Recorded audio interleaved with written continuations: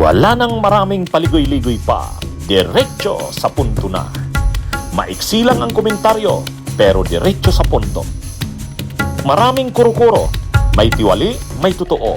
Dito, sa puntong diretso tayo. Punto, diretso.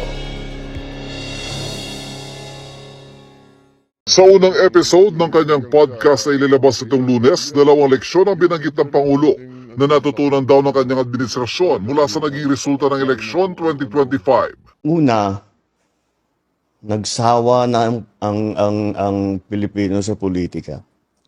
Sawan-sawa na sa politika. Pangalawa, disappointed ang tao sa serbisyo ng gobyerno. Hindi nila nararamdaman at masyadong mabagal ang galaw ng pagbubuo ng mga project na hindi pa nila maramdaman. At dahil dyan, inanunsyo ng Malacanang ngayong araw na pinagsusubiti ng Pangulo ng courtesy resignation ang lahat ng miyembro ng kanyang gabinete kasama mga pinuno ng ahensya at presidential advisor na may cabinet rank. This is not business as usual, the President said. The people have spoken and they have expect results. Not politics, not excuses. We hear them and we will act. Dahil sa mga problemang kinakaharap ng administrasyon ni PBBM, tinatanggap naman ni PBBM yan. Di ba sinabi ni PBBM, alam niya na ang mga tao, alam niya ang sentimento ng mga tao na maraming hinahanap sa gobyerno, maraming disgustado sa gobyerno. Alam niya yan. Kaya nga ang hakbang na ginagawa ni PBBM, nagano siya, magre-revamp siya ng gabinete niya. Kaya nga pinapag-resign niya, courtesy resignations, ang lahat ng mga officials ng gobyerno na lalo na yung mga miyembro ng gabinete. Para yung mga non-performing o hindi nagdi-deliver sa kanilang trabaho ay matanggal kasi siya ang naapektuhan siyempre. Kaya tama lang yon. Sa pinakahuling ulat ng Bayan Survey ng Pulse Asia, tumaas sa 59% ang mga nasihan sa pagganap sa tungkulin ni Vice President Sara Duterte nitong Marso kumpara sa 52% noong Pebrero. 16% ang hindi aprobado. Tumaas naman sa 61% ang mga nagtitiwala sa bise mula 53%. 16% din ang walang tiwala.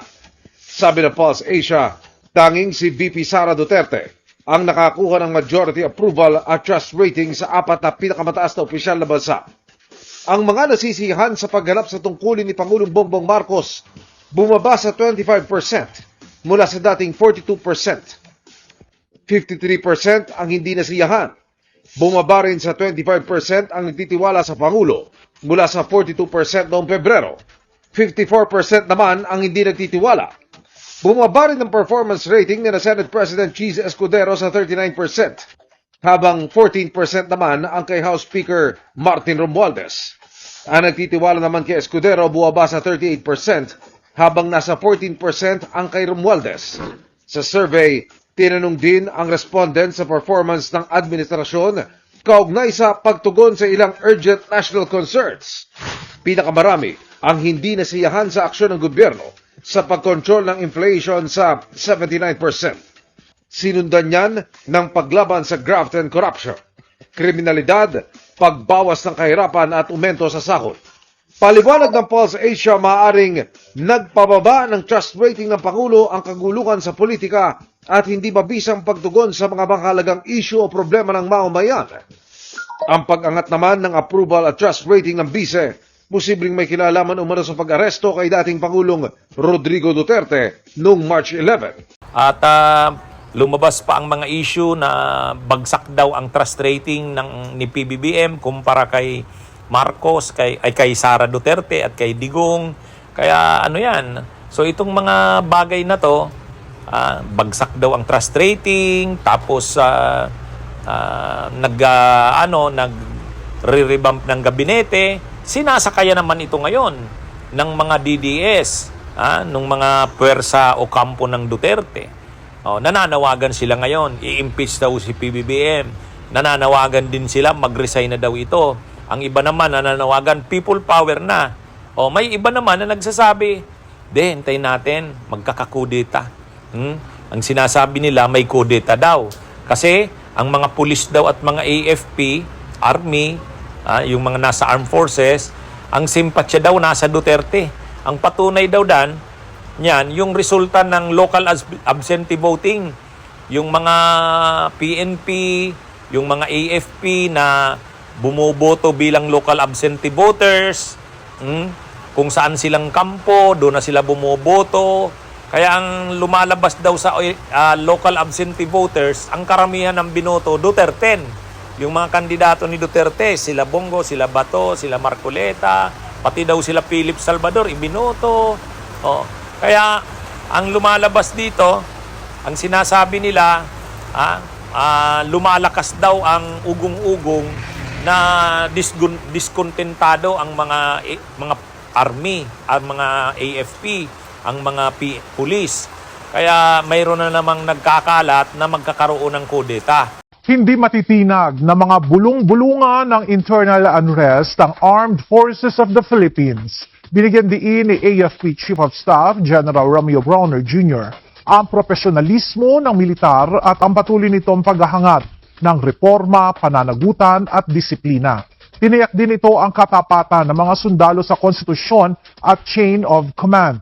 Sa huli, sinabi ni General Browner na hanggat siya ang namumuno sa AFP, walang mangyayaring kudeta na magmumula sa kanilang hanay. Pero yan, binaran na sila ni Browner, ang AFP Chief of Staff. AFP Chief of Staff. Sabi ni Browner, wala yan. Hanggat ako, sabi ni Browner, hanggat ako ang Chief of Staff ng AFP, walang mangyayaring coup. Hindi totoo yan. Itigil nyo na yan. Ang sabi ni Browner, matagal na raw na ang mga sundalo, ang mga kapulisan nadala na sa mga coup. Napapahamak lang sila. May karir sila sa military. Pagsama nila sa coup, mabibigo ito. O anong nangyayari sa kanila? Nadi-discharge sila. O sayang ng karir nila.